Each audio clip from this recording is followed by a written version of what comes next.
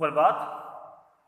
आज हम क्षितिज कक्षा 9 का पहला अध्याय गद्य में दो बैलों की कथा, जिसके कहानीकार प्रेमचंद है।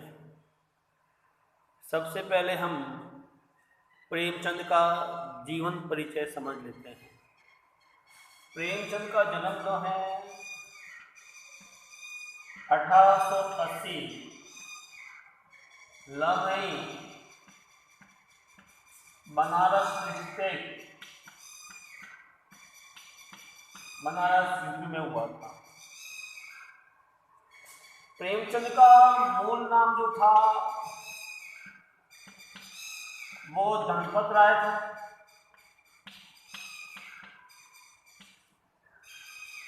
आप उर्दू में नवाब राय के नाम से भी लिखते थे और आपका मूल नाम जो है धनपत राय था। आपने सरकारी नौकरी की,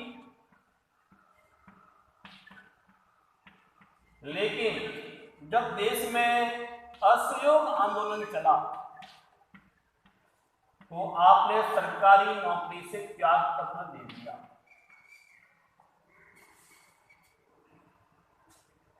उस समय उनकी परिवार की स्थिति भी अच्छी नहीं थी, इसके बावजूद भी आपने त्याग पत्र दे दिया। प्रेमचंद की कहानियां मानसरोवर के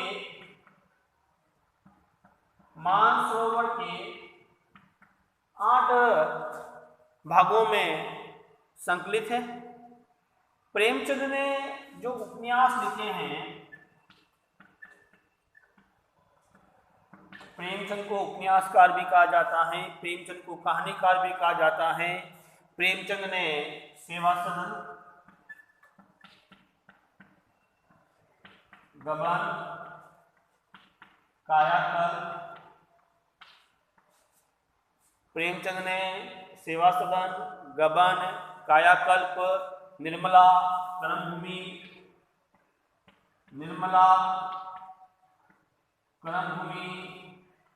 और गोदान।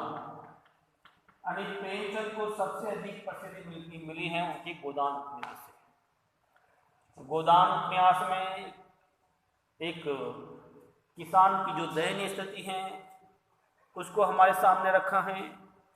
प्रेमचंद ने जिन पत्रिकाओं का संपादन किया है उन पत्रिकाओं में हंस, माधुरी और जागरण। आपने 3 पत्रिकाओं का संपादन भी किया है। एक हंस है, एक माधुरी है, एक जागरण है। आपकी रचनाओं की जो मूल विषय रहे, यानी कि आपने चाहे वो कहानी लिखी हो, आपने चाहे वो उपन्यास लिखे हो, उन सबके जो मूल विषय रहे हैं किसानों और मजदूरों की दयनीय स्थिति, किसानों और मजदूरों की दयनीय स्थिति को ध्यान में रखते हुए लिखा है आपने कि उस समय हमारे देश में किसानों की स्थिति कैसी थी, किसान किस प्रकार का जीवन जी रहे थे, दलितों का शोषण, यानी कि किस प्रकार सामंती लोग दलितों का शोषण कर रहे थे, इस पर भी उन्होंने कहानियां लिखी हैं। समाज में स्त्रियों की दुर्दशा, समाज में स्त्रियों की दुर्दशा और स्वाधीनता आंदोलन से संबंधित भी कहानी लिखी है। हमारी जो ये कहानी है, दो बैलों की कथा जो कहानी है, वो स्वाधीनता आंदोलन से संबंधित कहानी है। अब हम दो बैलों की कथा कहानी के माध्यम से प्रेमचंद क्या कहना चाहते हैं, थोड़ा इसके बारे में जान लेते हैं।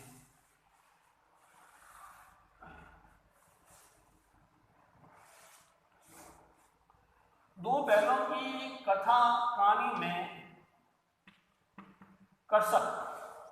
कर्षक समाज और पशुओं के बीच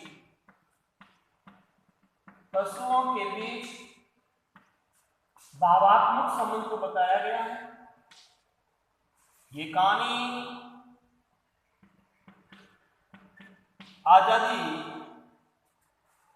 किस प्रकार मिलती है इसका भी इसमें जिक्र किया गया है कि आजादी जो है वो सरलता से नहीं मिलती है, सरलता से नहीं मिलती है, इसके लिए हमें संघर्ष करना पड़ता है।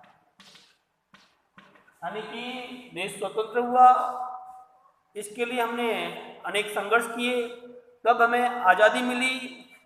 और इस कहानी को प्रेमचंद ने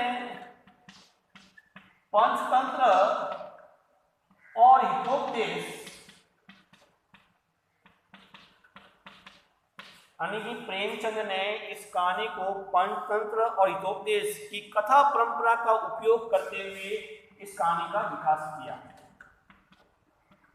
और इस कहानी में बहुत सारी जो है मानवीय शिक्षा भी दी गई है, बहुत सारे नीति विषय भी हमारे सामने आते हैं, जैसे स्त्री जाति पर प्रहार नहीं करना, मानवीय भावना रखना, पशुओं के साथ भावात्मक संबंध स्थापित करना, ये सारा जिक्र जो है इस कहानी में किया गया है। अब हम इस कहानी से संबंधित पृष्ठभूमि समझ लेते हैं कि इस कहानी की पृष्ठभूमि क्या है, क्योंकि जब तक हम इस कहानी की पृष्ठभूमि नहीं समझेंगे तब तक हम कहानी का अध्ययन नहीं कर पाएंगे। तो सबसे पहले हम इस कहानी की पृष्ठभूमि समझते हैं।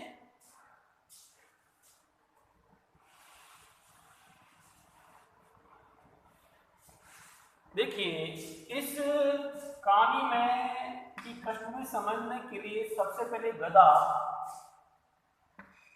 कुत्ता और गाय, यहां हम तीन का जिक्र करते हैं। गधे को बुद्धिहीन समझा जाता है। जब भी हम किसी व्यक्ति को मूर्ख की उपाधि देते हैं तो हम कहते हैं कि वो तो गधा है। वो क्या है? गधा है। तो गधे को बुद्धिहीन समझा जाता है। लेकिन सीधापन जो है, इतना सीधापन भी उपयुक्त नहीं है, इतना सीधापन भी उपयुक्त नहीं है। यही कारण है कि हमारे देश के लोगों पर, अफ्रीका में किस प्रकार के अत्याचार हुए, अमेरिका में हमारे देश के लोगों को उस समय प्रवेश नहीं दिया गया। अगर उस समय हम इन सब चीजों का विरोध करते तो हम थोड़ा सा सभ्य कहलाते, देखिए, जापान की मिसाल हमारे सामने है। जापान ने जो है, जापान की एक विजय ने जापान को संसार में सभ्य बना दिया। जापान की एक विजय ने, लेकिन हमने उस समय किसी प्रकार का विरोध नहीं किया। ठीक उसी प्रकार हम बात करते हैं कुत्ता। कुत्ता एक गरीब जानवर है। कभी कभी उसको क्रोध भी आता है। कुत्ते को कभी कभी क्या आता है? क्रोध भी आता है।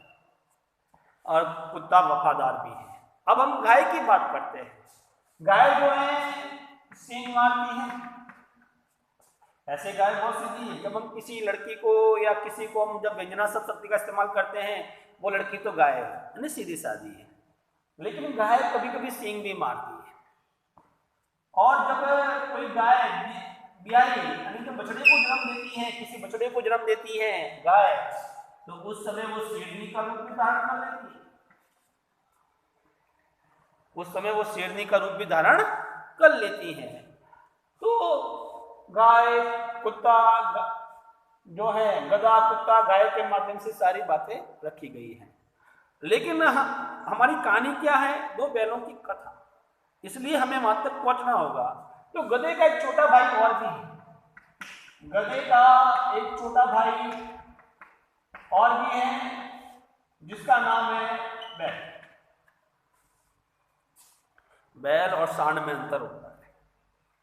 कक्षा अंतर्गत मैं बताऊंगा, इस संदर्भ में भी आपको कुछ लोग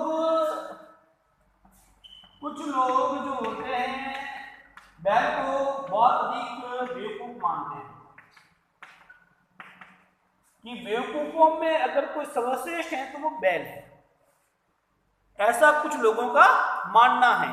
लेकिन हमारा विचार ऐसा नहीं है, हमारा विचार ऐसा नहीं है, हमारा विचार ऐसा नहीं है, क्योंकि बैल कभी कभी मारता भी है और कभी कभी अड़ियल रुख भी अपनाता है।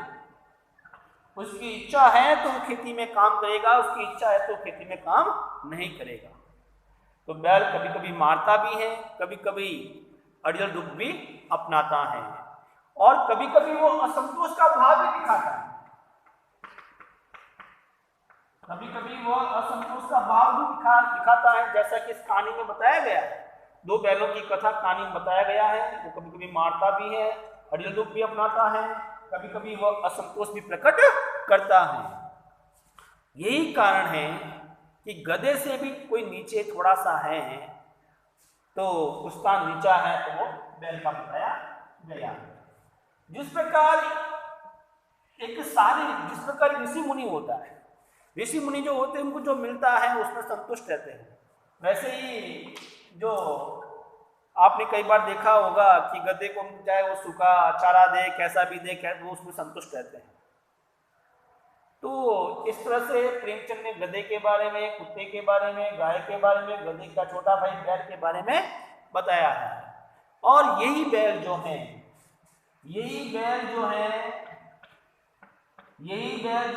मानव जाति को शिक्षा भी देते हैं, मानव जाति को सीख भी देते हैं। और उन बैलों के नाम है हीरा और मोती। ये कहानी दो बैलों की कथा जो कहानी है वे हीरा और मोती पर पूरी आश्रित कहानी है। हम अगले वीडियो में इस कहानी को अच्छी तरह से आपको समझाएंगे कि इस कहानी में क्या क्या दे रखा है और हम हीरा और मोती से ही, यानी जूरी काची के दो बैल थे हीरा और मोती, हम इस कहानी को वहाँ से स्टार्ट करेंगे, शुरू करेंगे। लेकिन ये कहानी से पूर्व जो इसकी पृष्ठभूमि है इसको समझना भी आवश्यक है। धन्यवाद।